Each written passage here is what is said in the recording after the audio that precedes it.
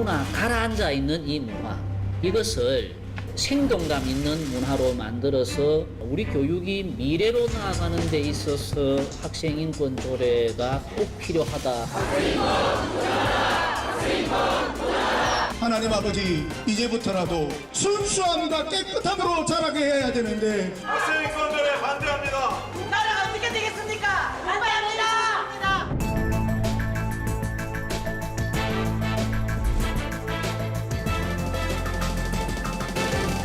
우리 교육이 미래로 나아가기 위해서, 그리고 학교 폭력과 같은 현실적으로 우리 학교가 안고 있는 문제를 해결하는 데 꼭 넘어야 될 산이라고 생각합니다. 학교 폭력만 해도 지금까지 우리는 CCTV를 통해서 또는 처벌과 제재를 통해서 학교 폭력을 막아왔다면, 이제는 학생들에게 인권을 인식하게 하고 상호 배려할 수 있게 하고 책임질 수 있게 하는 이런 것을 가르쳐서 학교 폭력을 막아야 된다는 것이 미래에 우리에게 꼭 필요한 과제라고 저는 그렇게 생각합니다. 예. 휴대폰을 허용하는 부분에서 조금 고민이 됩니다.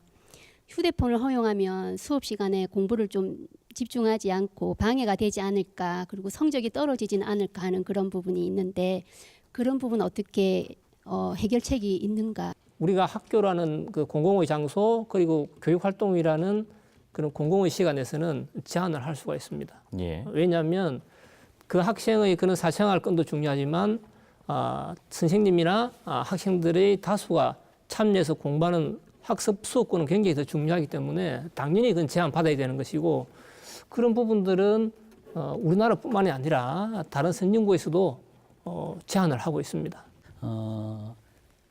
얼마 전에 스웨덴에서 어떤 중학교 교장 선생님에게 제가 드렸던 질문에서 이런 나라가 학생들을 유해 사이트나 폭력 사이트나 이런 사이트에서 지켜내는 방화벽을 어떻게 구축하느냐라는 그런 질문을 드렸을 때 그 교장 선생님께서 하시는 말씀이, 그 방화벽은요, 컴퓨터에 설치하는 것이 아니고 아이들의 머릿속에 설치하는 것입니다. 예. 이렇게 이야기하시는, 저는 적어도 우리도 그런 정도로 나아가고 싶은 것이 이제 저의 욕심입니다만,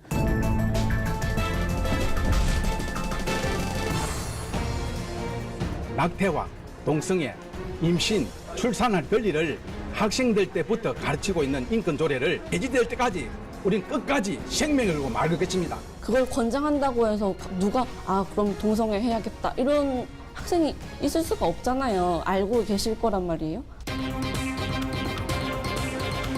어떻게 생각하십니까? 어떻게 학생 인권 조례가 학생들에게 동성애를 조장할 수 있겠습니까? 저희들은 소수자에 대한 보호를 학생 인권 조례에 담고 있습니다.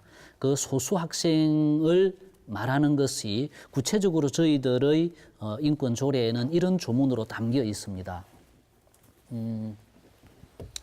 우리 조례 제30조의 소수 학생의 권리, 학교는 빈곤, 장애, 한부모 가정, 조선 가정, 다문화 가정, 북한 이탈 주민 가정, 난민 가정, 운동선수, 성소수자, 학업 중단 위기 학생, 이런 학생들을 나열하면서 이런 학생들도 교육을 받는 데 있어서는 차별받지 않는다라는 것입니다. 예. 그 중에 여기에 이제 성소수자가 있고, 성소수자 이 문제를 가지고 반대하는 쪽의 학부모들이나 단체에서 동성애를 조장한다라고 이야기를 합니다. 저희들은 어떤 경우에도 소외받는 학생이 없이 모든 학생이 교육에 있어서만큼은 차별받지 않아야 한다는 그 규정을 담았던 것이고, 학교는 이런 학생들에 대해서 학교 안팎에서 차별하지 않아야 될 책임이 있다는 것을 확인한 그런 내용인데, 뭐 어떻게 동성애를 조장한다면 이성애자가 동성애자로 이렇게 움직여야 되는데, 이성애자가 어떻게 이 조례가 있다고 해서 동성애자로 움직이겠습니까? 뭐 좀, 예. 다만 소수 학생, 주류가 아닌 비주류, 가진 아이들보다는 좀 덜 가진 아이, 이런 아이들에 대해서 더 적극적으로 챙겨야 한다는 그런 교육적인 의미로 해석해 주셨으면 합니다. 네, 이게 성소수자를 포용하자는 그런 내용이 좀 들어가 있는 건데 김공훈 학생 어떻습니까? 친구들끼리도 이 부분에 대해서 굉장히 많이들 이야기를 할 것 같아요. 예. 솔직히 말씀드리자면 이런 문제는 저희끼리는 상상도 못한 문제라고 이야기들을 많이 하는데요. 네네. 결국에는 이런 성 정체성이나 이런 개인의 성적 취향에 따른 차별을 반대하는 학생 인권 조례가 어떻게 동성애를 조장한다고 생각하시는 분들이 실제로 계신다면 저는 그런 말을 하시는 분들께 다시 한번 되묻고 싶네요. 성적 차별 금지 조항을 보면서 뭔가 자신이 이성애자인데 동성애자로 변하고 싶다라는 그런 약간 숨겨져 있는 그런 욕망이 갑자기 드러났나요? 저희들은 학교에서 이제 민주주의의 발전은 결국엔 소수자의 권리 신장이라고 배웠지 않습니까? 역사 속에서도 그렇게 발전되어 왔기 때문에 그 소수자에는 성적 소수자가 포함될 수밖에 없는 노릇이고 그런 것들이 당연한 상식으로 이루어져 있잖아요. 네. 그 차별에 대해서 밖에 해서 안 된다는 의미인데 어른들, 특히 반대하는 사람들은 학교에서 동성애를 정상으로 가르쳐서 학생이 동성애자가 될 확률이 높아질 것이다 이러면서 주장을 하거든요. 간혹 뭐 그런 학생들이 상당수가 있다고를 저희들이 감지를 하고 있습니다. 내가 외형은 남자인데 내 속에 감추어져 있는 것은 여성성이 더 많은 그런 아이가 있고 또 반대의 아이도 있거든요.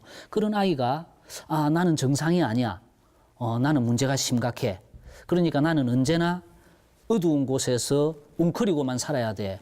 그렇게 살아가는 아이들을 선생님이 끌어안아 주면서 아니야, 넌 정상적으로 세상을 살아갈 수 있는 충분한 권리가 있는 아이야 라고 선생님이 이렇게 끌어안아서 이 아이를 양지로 끌어내는 예. 그것이 어떻게 이렇게 동성애를 조장한다는 이야기로 매도돼서는 안 되는 일이죠. 성적이 떨어진다? 교육관님이 학생인권 조례가 제정되면 성적이 떨어진다는 주장이 있습니다. 이게 사실인지 이미 학생인권 조례를 시행하고 있는 지역이 좀 있잖아요. 거기에 네. 통계를 보면 좀 쉽게 답이 나올 것 같긴 합니다. 그 네 군데 서울, 경기, 전북, 광주의 최근 몇 년 동안 저희들 학생들의 성적을 그래서 일부러 통계를 내봤습니다. 예. 학생인권조례가 만들어지고 난 뒤에 이 지역이 학생들의 성적이 떨어진다는 어떤 통계도 저희들은 찾을 수 없었고요. 오히려 학생들이 좀 더 높은 인권 의식을 가지고 공부를 하면 학력이 향상된다는 논문은 저희들이 몇 건 발견하기도 했습니다. 4차 산업혁명이 주도하는 미래사회는 아주 빠른 속도로 변화하는 것이 또 그런 변화 속에서 우리 학생들이 자존감을 놓치지 않고 주도적으로 살아갈 수 있도록 하는 것이 우리가 해야 될 교육의 중요한 역할이라고 한다면 예. 미래사회를 살아가는 우리 아이들이 학교에서부터 교실에서부터 상상력과 창의력이 꿈틀댈 수 있는 그런 공간이 되어야 저는 미래 역량을 갖출 수 있다고 보는 마당에서 학생인권조례가 미래 역량을 갖추는 데 있어서는 아주 중요한 인프라를 구축하는 것이다. 뭐 저는 그렇게 강변하고 싶습니다. 예.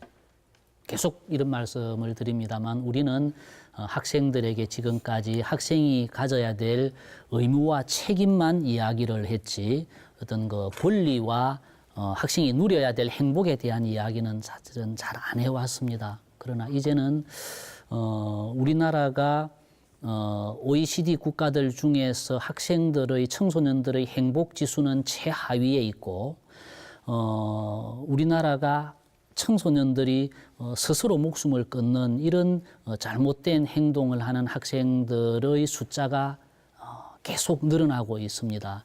이런 속에서 이제는 우리 학생들이 지금 현재 행복할 권리도 저희들은 챙겨줘야 한다는 그런 점에서 학생인권조례를 추진하게 되었습니다.